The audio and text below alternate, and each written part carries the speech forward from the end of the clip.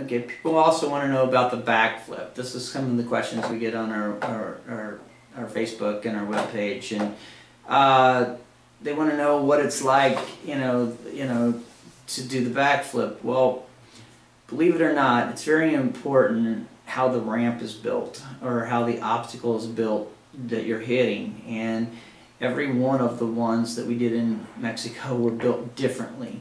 And you have to actually approach them different and try to hit them different based on how they're built. If it's one that's going to bounce you straight back, then you have to do the flip a lot faster, and things come at you a lot faster. If it's one that's going to throw you way up in the air, if you perceive it's going to throw you way up in the air, things are going to happen a little slower. And then also, so when you're going up to the obstacle, it's very important that you don't have too much momentum. I come at it a little bit slower, but then once I hit it, I make sure that I drive the rear tires completely through the obstacle so the truck gets its rotation. Now, when you're upside down, you kind of get disoriented a little bit. It's when you start to rotate over and you start to see where the ground is when you have to start reacting, and which is different than driving a monster truck.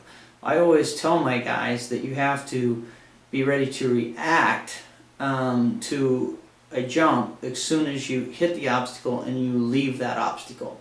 Do not wait to react when you hit the ground.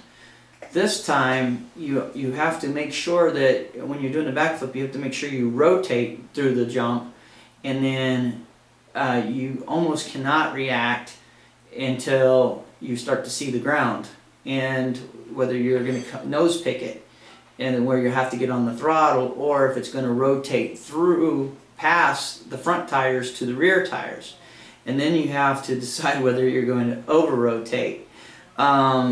So it's a little different way of doing or jumping. The backflip is a little tough because you have to wait to see the ground to react, and then sometimes you have to react really fast because you don't have a lot of time.